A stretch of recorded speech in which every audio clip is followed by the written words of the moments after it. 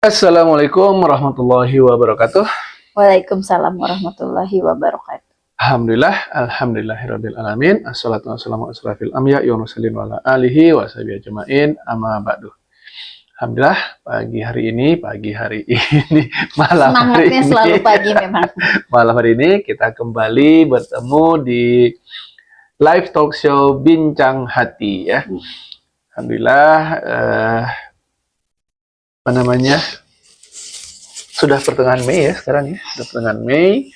Kita masih bisa meneruskan agenda kita ini.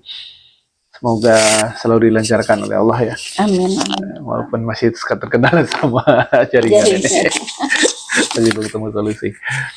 Baik, malam hari ini kita akan bahas apa, Umi?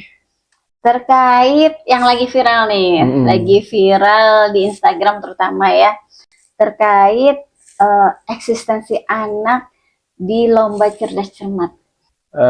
Ini sebenarnya baru kita sebut ya pekan kemarin ya. Skill mendengar kemarin kita bahas kan ya. Nah, ternyata langsung kejadian Dewan Juri gagal mendengar jawaban peserta kan. Jadi si peserta cerdas cermat ini sudah menjawab pertanyaan, lalu dibilang salah oleh Dewan Jurinya, dikasih nilai -5, artinya pemotongan nilai. Lalu pertanyaannya dilempar ke kelompok lain. Jawaban yang sama, tapi dapat nilai yang baik. Sebenarnya sama.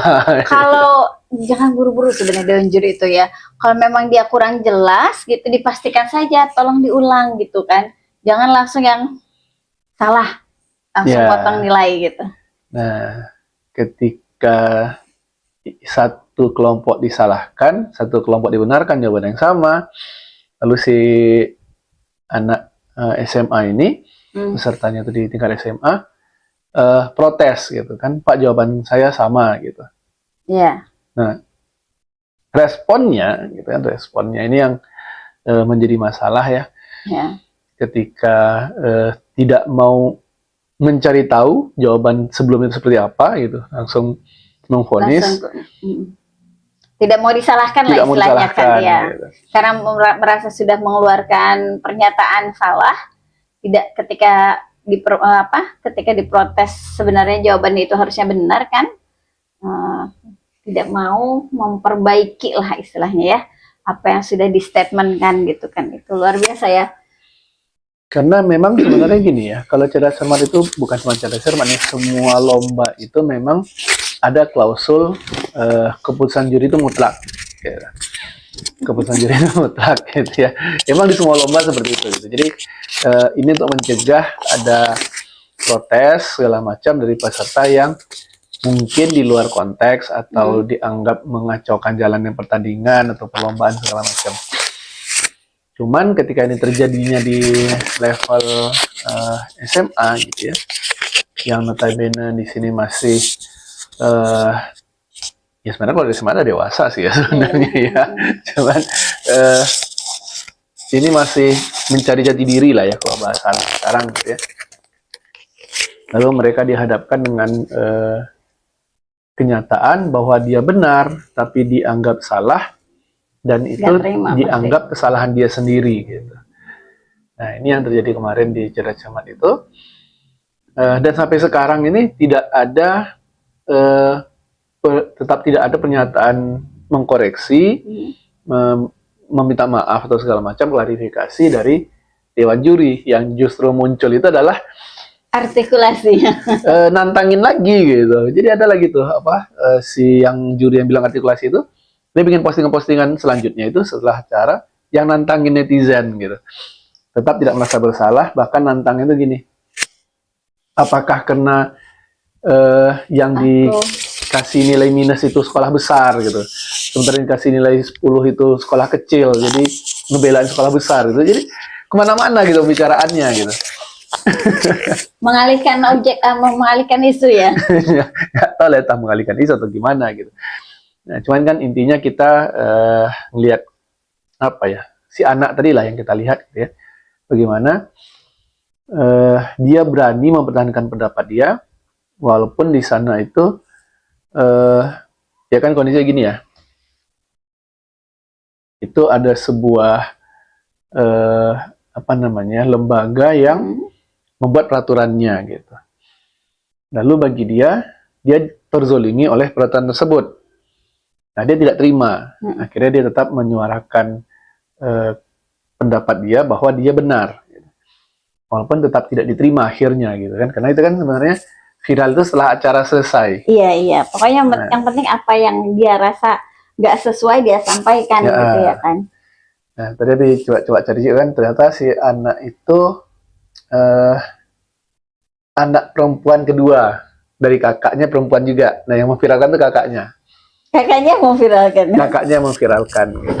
Jadi dia nggak terima adiknya dibegitukan, dia posting, akhirnya viral. Nah, si anak SMA ini anak perempuan kedua. Nah, anak perempuan kedua dia kan biasanya gitu ya. Kakak pertama itu anak perempuan pertama itu eksistensinya tinggi. Pas lahir anak perempuan kedua, itu eksistensinya lebih tinggi lagi biasanya gitu. Dia cuma berdua. Dia bungsu, bahasanya itu bungsu dari dua anak gitu. Cuma biasanya kalau dua anak perempuan, yang pertama itu eksistensinya tinggi, yang kedua itu lebih tinggi lagi biasanya. Dan sangat terlihat gitu ya betapa dia. Kayaknya kenal teman-teman yang punya dua anak perempuan ya kan. Jadi bagaimana dia di video itu ya, dia dengan tegas mempertahankan pendapat dia. Bahkan sebenarnya sampai ada video itu yang dia coba di penonton tadi dengar nggak saya ngomong seperti apa gitu. Berani dia mempertahankan pendapatnya gitu. Ini sebenarnya anak luar biasa ya. Nah di sini yang aku lihat tuh kegagalan pihak orang dewasa yang ada di sana gitu ya. Kan kalau anak SMA ini kan dewasa muda ya. Orang dewasa yang ada di sana melindungi naluri eksistensi anak, mesin hati eksistensi anak ini supaya tidak cedera gitu, tidak dilukai gitu. Karena kalau kondisi begitu ya artinya kayak udah kamu tuh salah, udah terima aja kamu tuh salah gitu. Walaupun dia sebenarnya benar, gitu. Ya, kan, termasuk kan. MC dan jadi MC kan termasuk pihak dia yang menengahi harusnya penyelenggara yang berkuasa gitu. Betul. Nah biasalah orang Indonesia ini kalau udah punya kuasa tuh kayak gimana gitu kan. Nah, jadi dia berada dalam posisi tertekan dari semua sisi, dari juri menekan dia, dari MC menekan dia juga gitu. Terus ada juga bahasa jurinya itu kan yang boleh protes itu adalah peserta. Guru pendamping tidak boleh protes. Lucu gitu. Ya. Jadi itu sebenarnya guru pendamping udah coba protes juga, makanya dibahasakan seperti itu sama dewan juri tersebut. Guru pendamping nggak boleh protes, yang boleh protes cuma anak. Tapi tentu aja anak protes, tetap nggak didengar juga gitu. Jadi apa yang mau diprotes akhirnya gitu? Semua keputusan juri adalah mutlak, jurinya tidak bersedia mereview. Ya apalagi zaman sekarang kan diputar ulanglah rekamannya gitu kan, sama sekali tidak mau. Pokoknya apa yang kami sampaikan itu yang sudah harus diterima gitu. Kalau pokoknya kalau udah terucap udah nggak bisa diganggu lagi, gitu, nggak bisa diganggu gugat lagi, nggak bisa diganti lagi. Gitu. Itu ego aku nanti yang pusing gitu ya. Nah ini yang terjadi kemarin sama anak SMA di Kalimantan itu. Tapi dia luar biasa ya. Tapi kalau lihat eksistensinya itu luar biasa. Dia tidak menyerah, dia tidak terima begitu saja ketika dikatakan bahwa jawabannya salah ya. Dikatakan salah, terus sudah disuruh diam pun dia nggak mau diam gitu kan. Iya. Itu kan MC itu berkali-kali kan, diterima saja ya, sabar ya gitu kan, dia nggak mau gitu. Pokoknya ini aku benar, harus aku perjuangkan gitu. Ini luar biasa. Ini luar biasa ya sebetulnya. Dia sudah di jalurnya sebetulnya ya kan. Yeah. Hanya saja orang dewasa yang istilahnya memiliki kewenangan di situ malah tidak mau mendengar terkesannya begitu. Memang anak-anak eksistensi itu masih seperti itu ya. Kalau dia ngelihat ini salah, ya dia perjuangkan gitu. Memang anak-anak eksistensi yang bagusnya emang seperti itu gitu. Nah, emang cuman ya ini juga lah kayak gini gitu kan. Kadang ketika anak eksistensi ini memperjuangkan pendapat dia, yang terlihat oleh pihak sekolah, entah pihak nanti pihak pemimpin perusahaan gitu, dilihat adalah orang yang keras kepala doang gitu, orang yang nggak bisa diatur doang gitu. Gitu ya. Nah yang sering jadi kesalahpahaman itu seperti itu gitu. Jadi orang yang vokal dianggap orang yang bikin onar gitu. Nah ini salah satu resiko memang ya, orang yang vokal memperjuangkan kebenaran dianggap orang yang bikin onar, orang yang tidak mau dibilang gitu, susah diatur segala macam gitu. Nah bayangkan kalau kemarin tidak diviralkan oleh netizen, gitu kan? Kakaknya tidak memposting, terus netizen nggak tahu ada kejadian itu, Iya. terus nggak jadi viral. Berapa Gitu. banyak sih yang ikut acara lomba itu sebetulnya Iya. kalau nggak diviralkan gitu sama netizen gitu. Kira-kira gimana tuh hati anak itu, gitu ya? Yang dia jelas-jelas di sana eksistensinya tinggi, lalu diperlakukan seperti itu, gitu. Bete banget pasti. Ya, Baper. ya kalau Api bayangkan tuh, dia bakal nggak percaya sama orang dewasa, gitu, Betul. nggak percaya sama orang dewasa, gitu. Terus tidak percaya kepada sistem juga, gitu. Betul. Ya kayak anak kita, benar kayak ngomongnya nggak percaya kita lagi ada sama kurikulum. kurikulum, berubah-ubah terus katanya. Ya seperti itu, gitu. Jadi Dan itu akhirnya bad effect itu, bad effect. ya efeknya jelek sekali. Apa namanya? Terlukanya tuh luar biasa. Ya itulah ya ketika ya untung diviralkan ya. Bagus tuh kakaknya, maksudnya punya inisiatif ya. Mungkin adiknya nggak sempat memviralkan. Iya, karena dia ngeliat adiknya tuh terpukul kali kan ada ceritanya tuh udah ada yang nuliskan beritanya gitu ya. Si kakaknya itu bagaimana ngeliat perjuangan adiknya belajar untuk ikut jurusan itu gitu, terus bagaimana ketika setelah acara itu dia sangat terpukul sekali gitu kan, jadi Kalah nggak jadinya tega ya.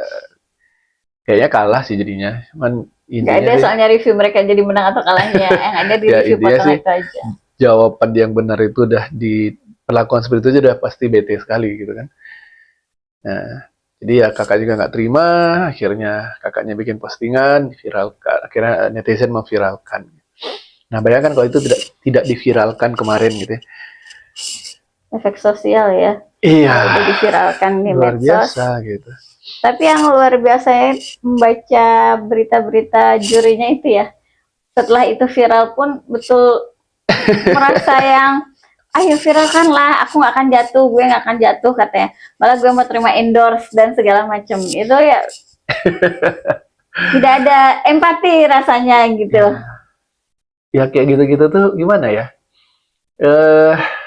Anak yang eksistensi tinggi itu kalau misalnya sampai rusak gitu, eksistensi itu rusak, itu kan sangat-sangat bahaya sekali gitu. Bisa jadi dia malah jadi orang yang apa namanya, mengurung diri di kamar gitu, nggak mau Capek ketemu dia orang ngadepin lagi ya. Ngapain lah aku ngejar-ngejar lomba pun disalah-salahin, nggak ada yang nggak percaya sama orang dukung. dewasa.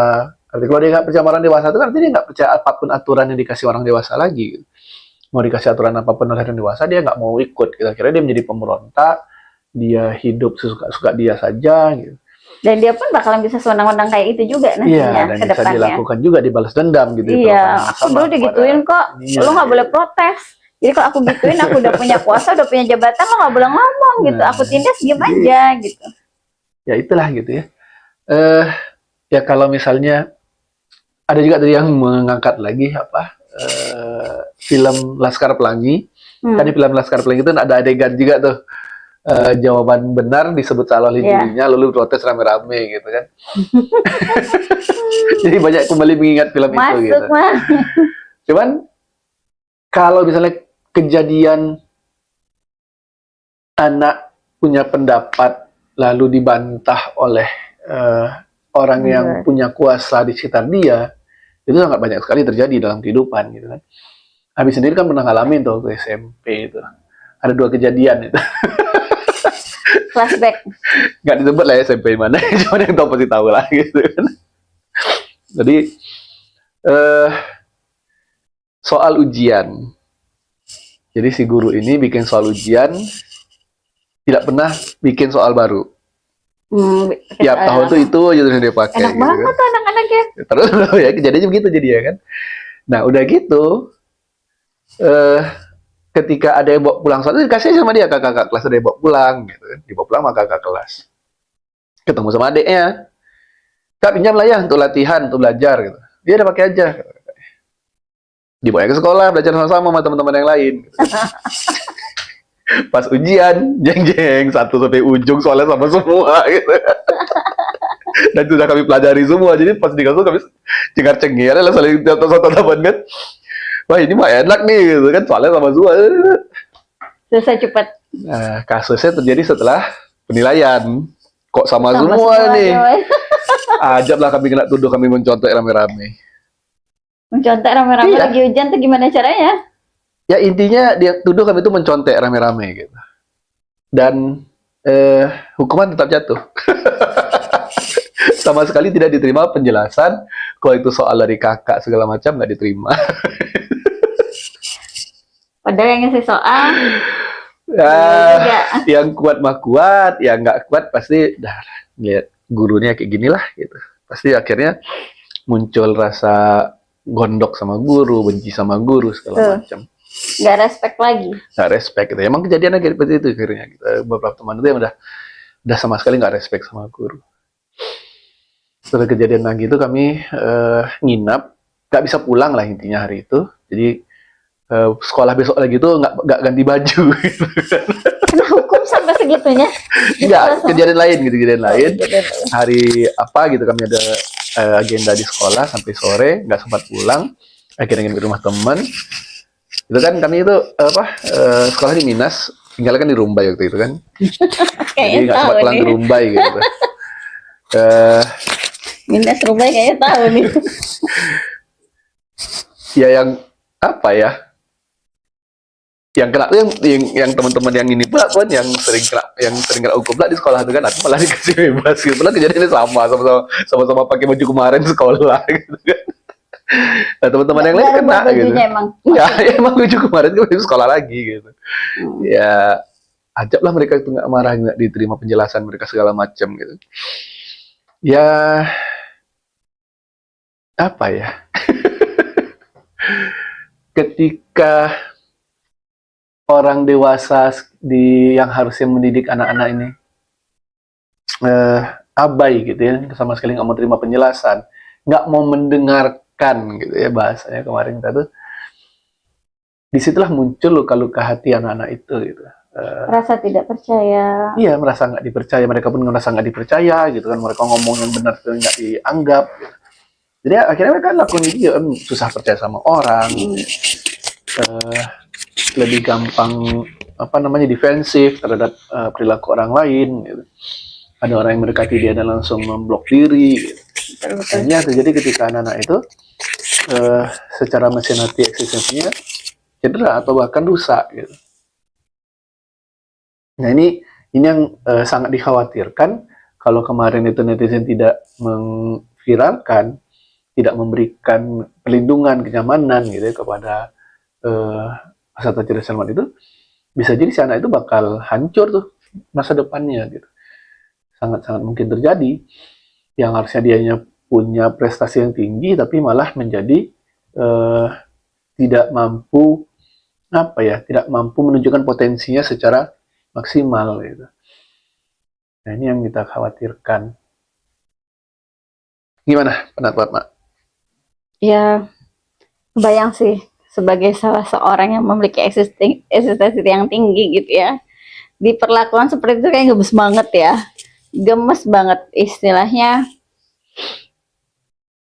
pasti terluka banget lah karena untuk ikut event itu aja sudah terbayang ya perjuangan yang dilakukan ya, begadangnya lah, belum administrasinya lah, ini itunya, ketika berhasil menjawab pertanyaan yang benar pun dianggap salah gitu. Greget banget pasti. Ya bayangkan aja lah, emak benar ngomongnya tapi disalahkan oleh anak gitu. Misalnya kan disalahkan oleh pasangan gitu. Apa sih lo gitu kan. Itu udah perangnya di rumah itu. Semoga kejadian yang kayak gini nih nggak berulang ya. Ya itu memang pentingnya kita sebagai orang dewasa itu mau mendengar, jangan karena istilahnya sudah mengeluarkan statement terus karena merasa memiliki posisi, memiliki kuasa, memiliki jabatan, tidak mau memperbaiki statementnya dia walaupun yang dia ungkapkan salah gitu loh. Minimal nge-review lah gitu kan. Betul, minimal review, coba, maaf kalau gitu, coba kita ulang tadi, ulang atau minta time out sebentar. Rekamannya kayak gitu. Iya, kan bisa dia minta time out dulu, terus ditelaah, atau dia tanya ulang langsung ketika saat itu.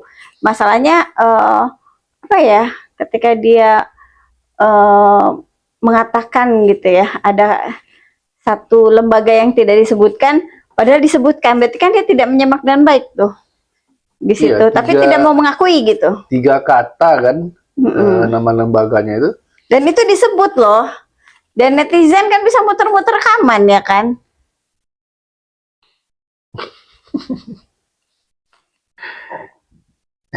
Semoga Tapi kerekam. sangat baik.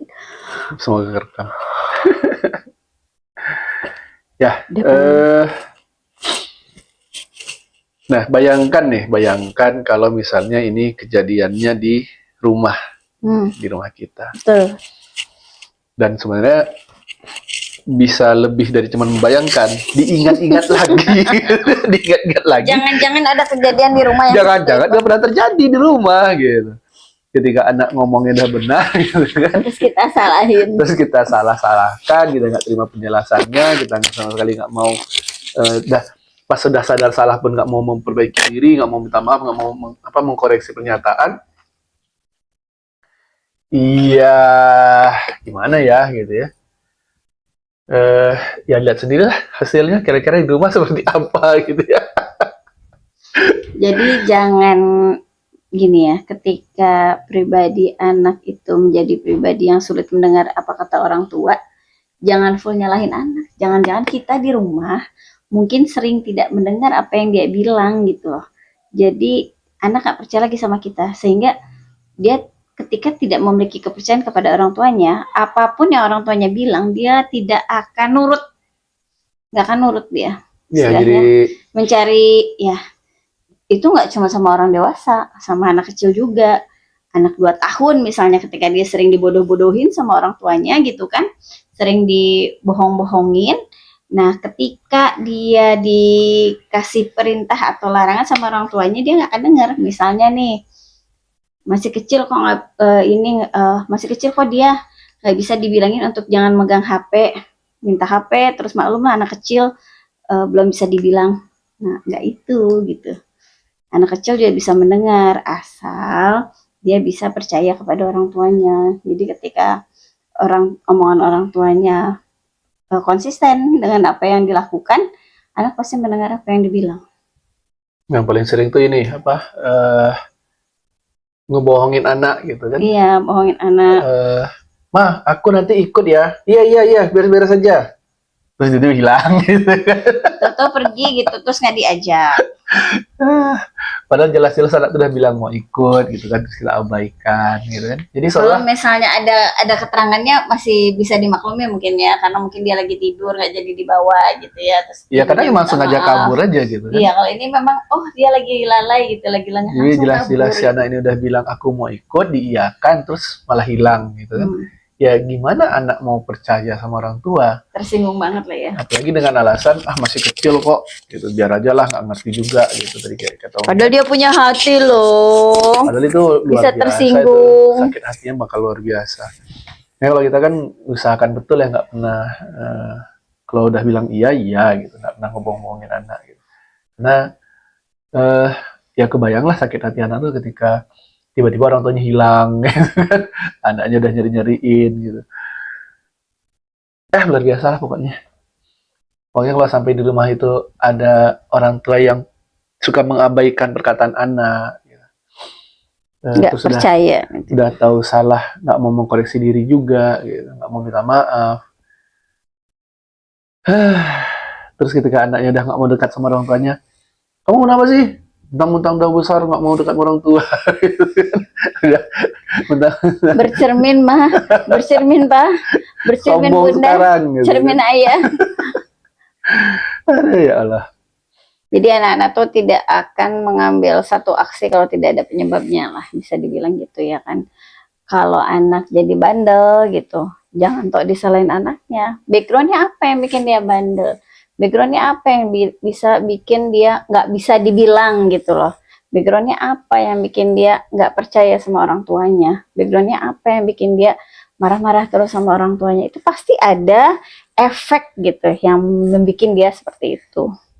Jadi ya kalau anak udah bertingkah itu ya seharusnya itu kita introspeksi ke dalam gitu. Apa sih yang salah kita lakukan kepada anak kita gitu. Ngobrol sama pasangan, ngobrol sama istri, ngobrol sama suami, selama ini kita gimana sih gitu. Nah kadang gitu pula kan, Antara suami istri aja emang jarang ngobrol gitu. Jadi gimana mau mencari akar masalah sama anak, sementara dari orang tua aja tidak apa namanya, tidak sering ngobrol berdua gitu, jarang mencari solusi masalah anak berdua gitu. Ya repot lah udah pokoknya. Jadi memang komunikasi itu sangat-sangat penting ya. Komunikasi sangat-sangat penting. Bagaimana eh, orang tua itu harus benar-benar mampu menjadi pendengar yang baik. Gitu. Nah, kalau kasusnya kayak di Cerdas Cermat itu kan gara-gara salah dengar, dia ramai kan jadi heboh gitu kan. Ya bayangkan kalau itu terjadi di rumah kita salah dengar gitu, terus kita bersikukuh dengan apa yang kita dengar, ya bayangkan kehebohan itu sebenarnya terjadi, tapi tidak terlihat. Gitu. Kehebohan itu hanya terjadi di dalam hati anak, meledak-ledak gitu, sampai hancur hatinya. Gitu. Terus kita anggap semuanya fine-fine saja, gitu, semuanya baik-baik saja. Bakal ngebom. Nah, begitu kejadian penampakannya itu langsung heboh, gitu, langsung meledak bisa-bisan. Gitu. Walaupun anak eksistensi kan biasanya lebih kuat gitu menghadapi tantangan seperti itu, gitu. Tapi ya tetap saja. Gitu. Apalagi kondisi sekarang ini kan banyak kriminalitas dalam keluarga ya. Banyak KDRT anak terhadap orang tua, itu kok bisa terjadi kayak gitu. Itu salah satunya rasa sakit hati ketika eksistensinya itu tidak dihargai oleh kedua orang tuanya gitu. Jadi sekali meledak langsung nyakitin orang tua. Meledak gitu. Itu ada yang bisa langsung bunuh orang tuanya kan, ada yang bisa langsung nusuk orang tuanya, macam-macam kan. Yang mungkin kita lihat masalah sepele gitu, kayak gitu aja kok dibahas gitu. Tapi efeknya apa? Ketika kita menganggap hal yang kecil menyangkut potensi-potensi anak, ya itu nanti akan meninggalkan jejak sedikit-sedikit lama-lama membukit dan bisa meledak. Jadi kadang gini juga kan, biar dia latihan supaya mentalnya kuat gitu. Ya nggak gitu juga caranya. Ada mental kuat itu yang cara yang benar juga ada supaya mental itu kuat gitu, bukan dengan cara dia dilecehkan, dia dijatuhkan, dianggap sebelah mata, terus berharap dia tumbuh menjadi pribadi yang kuat, belum tentu juga, itu terlalu resiko gitu. Ya ada cara-cara lain untuk menguatkan mental anak tuh, ada banyak gitu. Dengan cara-cara yang biarlah dia menghadapi ujian itu, padahal ujiannya bapaknya gitu. Banyak juga kejadiannya ketika dia kena bully, ya jatuhnya kan istilah kena bully tuh sama orang tua ya, kena bully bapak, kena bully ibu gitu. Jadi rumah nanti tempat yang tidak nyaman, istilahnya ya malah bunuh diri gitu kan, karena istilahnya dia mau pulang kemana lagi, harusnya ke rumah kan. Tapi ternyata rumah jadi ancaman terbesar kan, akhirnya bunuh diri lah, nggak mau pulang gitu kan. Itu kan udah terluka eksistensinya gitu. Rasa berkasih sayangnya sudah terluka, eksistensi sudah terluka, apalagi yang dikejar dia? Nggak ada, udah berakhir aja lah hidup ini gitu. Jadi dari berbagai kasus yang pernah kita bahas sebelumnya itu semuanya korelasi. Sebenarnya kondisi mesin hatinya lebih mirip-mirip aja sebenarnya gitu ya. Anak-anak yang tidak diapresiasi, anak-anak yang tidak dihargai, anak-anak yang kurang dekat secara kasih sayang sama orang tua. Ya, inilah jadiannya gitu. Nah, semoga nih yang anak kemarin dari Cerdas itu dengan viralnya netizen bisa terselamatkan mesin hatinya gitu kan. Iya. Tapi ya juga tuh banyak yang nggak diviralkan menjadi satu itu gitu. Banyak nggak diviralkan. Karena mungkin ya istilahnya jauh dari medsos, mungkin ya nggak biasa medsos. Atau apa kan? Langsung di shutdown sama penyelenggara segala macam. Jadi. Nah, bayangkan itu di rumah gitu. Siapa yang mau memviralkan di rumah gitu?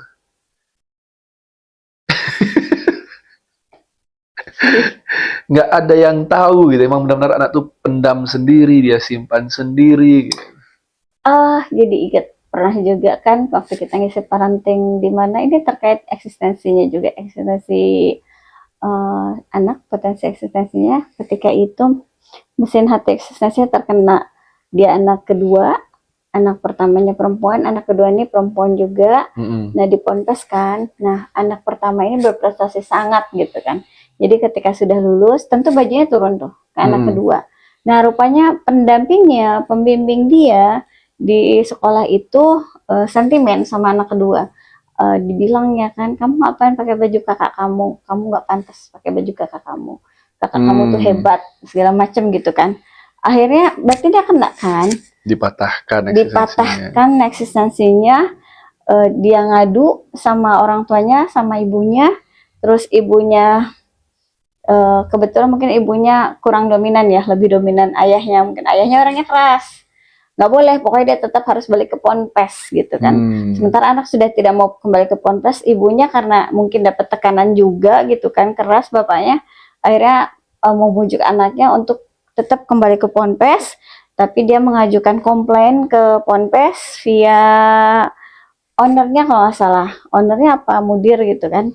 Nah dari situ disampaikannya lagi, oh nggak bisa, kalau untuk anak akhwat ini pembimbingnya si A. Nah kebetulan si A ini yang ngebully anak itu, jadi nggak selesai di situ. Akhirnya apa, setelah bertahun dia di situ sekolahnya sebenarnya hanya 3 tahun, hanya dalam waktu 3 tahun kalau nggak salah ya, hanya dalam waktu yang sesingkat itu anaknya itu habis badannya.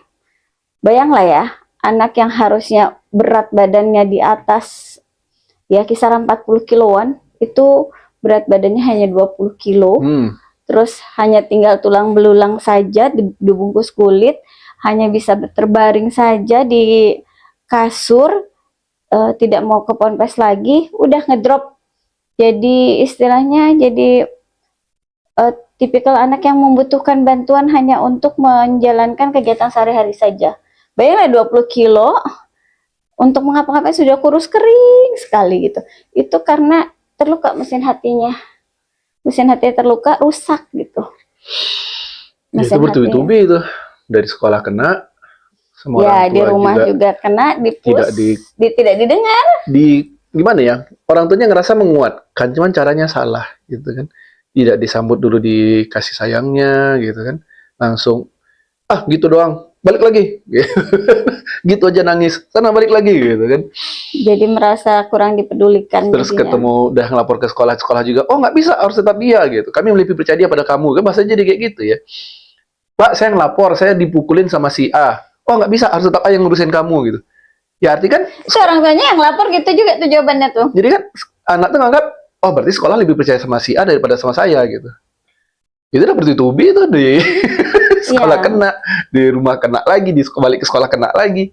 Miris kan istilahnya ya. Wajar aja lah kalau sampai ke gitu. Akhirnya ya kebutuhan khusus jatuhnya jadinya sekarang ini gitu ya. Udah tidak bisa melakukan kegiatan sehari-hari dengan normal, dengan berat badan segitu, gizinya tentu kan down tuh. Nggak bisa, dia tidak sehat lagi kondisi badannya gitu.